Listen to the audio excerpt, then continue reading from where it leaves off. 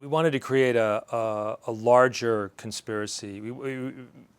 The conceit here is that everything that we were seeing before in the previous films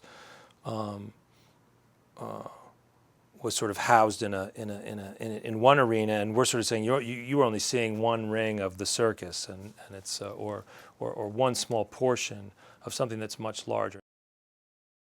Through the science that they've developed, they give him this gift of, it's not just the physical enhancements and things that they've done, which are very, it's the science is very real and very, very small, but a small change makes a big change.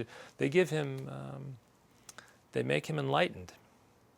And he's someone who's been living in darkness, who's enlightened, and he's made huge sacrifices already, and he's making huge sacrifices as an outcome agent. And one of the perils of making somebody very, very smart is, and one of the perils of this program is they make these people very smart and they can't control what that means.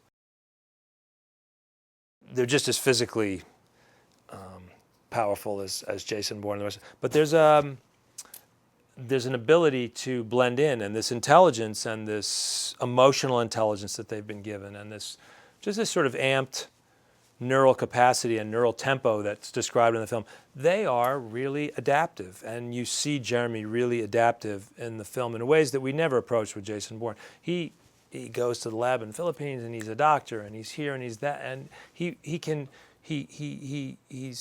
always probing. Everyone that we meet that's in the program is always probing. They're always very curious and aggressive about fitting in and finding places. It's a much more nimble, it's a much larger job description that they have, a much more complicated job description. You're looking for incredible, desperate need for your characters. So he needs her. He needs to find medication. He needs to find a way to stay alive long enough to find medication and keep them alive and stay as he is. And she's completely in the shit. I mean, they've tried to kill her twice at that point. She saved herself once, and he saved her. She is absolutely marked. She's part of a program that's supposed to be completely cleaned out, and she's the only surviving person from that.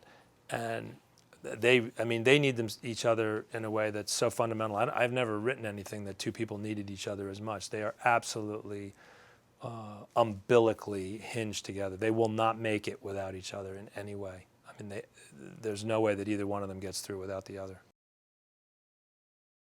There's a lot of people that are doing a very busy job of trying to protect us who are doing a lot of things that they have to wonder about all the time. So he's a guy who made that decision a very long time ago, and he's the guy who decided that he was strong enough morally and to accept the